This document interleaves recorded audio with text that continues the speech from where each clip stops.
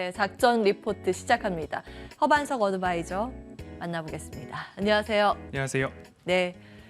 자, 수익률 베스트 3부터 나와 있는데 이거 점심 후에 이야기를 나눠보고요. 시장 진단 좀 짧게 받아볼게요. 어제 같은 경우에는 제가 참여하고 계시는 분들께 이런 이야기를 드렸습니다. 달달한 무언가를 받았는데 안 받았습니다. 네? 이게 무슨 말일까? 장 초반에는 뭔가 그래도 영란은행의 일시적인 완화 정책, 이게 미봉책일 수밖에 없지만 예. 그래도 파운드화 강세와 달러화 약세를 불러일으키면서 일시적인 반등을 그래도 터닝 포인트를 가지고 오나 싶다가 그 이후부터 뭐 가스관이 터졌다라는 이야기들 하나하나 반영이 되면서 달러화 상승, 국채금리 상승, 결국에는 하락 전환하는가 싶다가 강보합권으로 0.08 뭐 이런 식으로 마감을 했습니다. 그러니까 오전에는 뭔가 좋은 것 같은데 끝났습니다. 이렇게 됐고 예. 오늘 아침 시장 같은 경우에는 우리는 상승한 것도 없는데 왜 1% 이상의 하락을 맞아야 하는가 라는 그런 볼멘 소리가 나올 수도 있는 상황 가운데 방송국으로 오는 도중에 그래도 시장이 일시적으로나마 플러스 전환도 했던 모습입니다. 이처럼 변동성이 극심합니다. 그리고 뭐 PBR, PER, 볼린저 밴드, 하한선, 그리고 20일 이평선 기준으로 이격도 90을 하회했을 때, 그리고 여러 가지 200주선 이평선을 지키느냐 못 지키느냐, 우리 증시와 미국 증시 모두 다 이런 이야기들을 통해서 결국엔 긴 호흡과 큰 그림이라는 쪽으로 다시 말씀을 드립니다. 내가 여기서 포기할 것인가? 사실 월요일부터 지금까지 동일한 말씀을 좀 드리고 있습니다. 누가 여기서 포기하라고 등 떠밀어도 여기서는 좀 버텨주시고 지금 같은 구간에서는 사실 눈 딱 감고 하루를 지났는데 10월 13일이 되었으면 좋겠다라는 생각도 일각에선 들고 있습니다. 그런 만큼 모든 지표들이 좀 최악의 상황이고 하한선을 이야기를 하고 있습니다. 하지만 좋아질 것이라는 뉴스들은 좀 찾아보기 어렵습니다. 뉴스라는 것이 소비를 목적으로 쓰여진다라는 것에 한 가지 희망을 좀 가져야 되겠습니다. 좋아질 때는 한도 끝도 없이 강세장 전환인가? 라는 이야기가 나왔던 것처럼 안 좋을 때는 한도 끝도 없이 안 좋은 소식만 들려오게 되어 있습니다. 저의 시황을 그리고 작전 리포트를 꾸준히 시청하셨다라고 한다면 최저점에서 매도하는 실수만은 좀 참아보자 라는 이야기. 언제까지 참으면 좋을까? 10월 13일까지는 나 죽었다 생각하고 조금 기다려보는 전략 다시 한번 또 말씀드리고 싶습니다. 모두가 10월 13일을 기다리네요. 그때 미국 CPI 발표 그거 말씀하시는 그렇습니다. 거죠? 소비자 물가지수 CPI가 앞에 7자만 보이고 좀 꺾이는 것만 잡히면 그때부터 반등할 수 있다라는 어떤 희망 회로가 요즘 계속 나옵니다. 근데 그렇게 나와야죠. 근데 이제 버텨야죠. 물가 같은 경우에도 정점에 대한 이야기가 나오고 있고 그리고 예. 금리 인상도 이렇게 가파르게 오르다 보면 금리 인상의 폭도 결국엔 피크, 정점에 대한 기대감들이 있기 때문에 뭐 오늘 방송을 통해서 많은 이야기 들으셨을 겁니다. 결국엔 사이클, 순환, 저점에서는 다시 반등에 대한 이야기들이 나올 수 있기 때문에 여기서는 등 떠밀어도 좀 참자라는 결론 새겨가시면 좋겠습니다. 자, 이 악물고의 인내를 하면서 시장에 대한 이야기는 마무리하고 종목으로 넘어가겠습니다. 앞서서 탑3 수익률 화면이 나갔는데 사실 요즘 시장 분위기가 그런 거 볼 때는 아닌 것 같고요. AS 한 종목 정도만 보면 될 것 같습니다. 휠라홀딩스 한번 볼까요? 네, 휠라홀딩스 저점에서 말씀을 드렸고 그리고 특별 배당에 대한 이야기. 오늘이 배당 기산일입니다. 그러니까 오늘까지 보유를 하셔야 종가까지 가지고 계셔야 배당을 받을 수 있는 거죠. 시간 외에도 다 가지고 계셔야죠. 그렇죠. 시간 외까지. 그렇습니다. 오늘은 팔면 안 됩니다. 어디서든지 팔면 안 되시니까 갖고 계셔야 특별 배당에 대한 주주로서 권리가 확정됩니다. 그리고 나서도 좀 보유를 이어가자라고 좀 말씀을 드렸습니다. 그러니까 이 부분 참고를 하셔서 바닥에서 샀고 특별 배당 받고 다시 되돌림이 나오더라도 내가 매수한 가격보다는 위에서 조정을 마무리할 가능성이 높다라는 점 참고를 하셔서 우리는 이미 최저점에서 매수를 했기 때문에 수익률이 좀 안전하다라고 좀 보여집니다. 그러니까 배당도 받으시고 그 이후에 추세 전환까지 조금 더 길게 보시면 좋겠다 안내드리겠습니다. 오늘 저렇게 많이 밀리는 이유도 배당 기산일의 영향도 그렇습니다. 있겠군요. 그러면 만약에 이때 뭐 같이 매수를 하셨으면 지금도 수익이겠습니다만 이때 못 샀다 하시는 분 혹시 지금 매수하는 건 어때요? 오늘 매수하고 배당 받는 점. 오히려 시장이 불안정하기 때문에 네. 조정을 받을 만큼 받을 때까지 아, 기다리셨다가 접근하시는 게 신규 진입은 그렇습니다. 아니고. 우리는 예. 최저점에서 매수를 했으니까 뭔가 버틸 만한 여력이 있습니다. 아. 10% 이상의 수익이니까요. 네네네. 그렇습니다. 단가 조정이 중요하네요. 그렇습니다. 일단은 신규는 아니고요. 보유하고 계신 분들은 끌고 가자.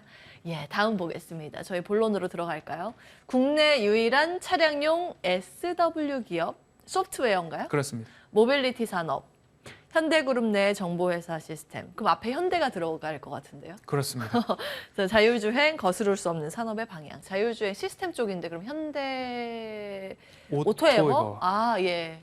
뭐 현대 오토에버입니다. 네, 그렇습니다. 볼게요. 뭐 시스템 인테그레이션 하면 정보화 시스템 구축하는 기업들이 각 대기업별로 하나씩 있을 겁니다.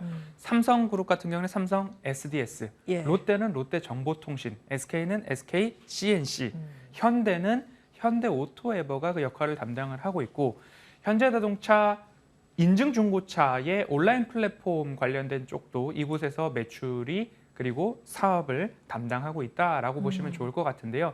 앞서서 큰 제목을 자동차 유일한 소프트웨어 제조사라고 말씀을 드렸습니다. 앞서서 이제 3사가 합병됐다는 그림 다시 한번 살펴보면요. 예, 현대 나와 있어요. 오토에버, 현대 오트론, 그리고 현대 MN소프트가 합병을 해서 현대 오토에버로 존속을 하고 있는데 아, 이름이 요거 따라가고. 그렇습니다. 예. 결국엔 서비스 플랫폼, OTA라고 하면 무선으로 차량의 소프트웨어를 업데이트해주는 기능, 그리고 자율주행이나 커넥티비티가 바로 그 OTA겠죠. 그리고 보안 관련된 부분. 예.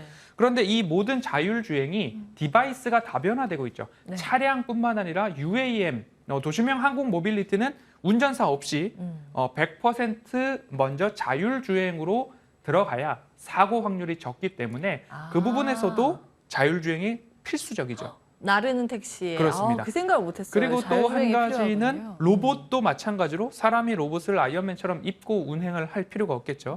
로봇은 정해진 경로를 따라서 정해진 정보를 바탕으로 운행을 하기 때문에 이 또한 자율주행으로 갈 것입니다. 그래서 이러한 정보 시스템 관련된 것들을 개발하는 쪽이 현대 오토에버다라고 보신다면 예. 산업의 방향성은 명실상부 명확하다라고 보시면 좋겠습니다.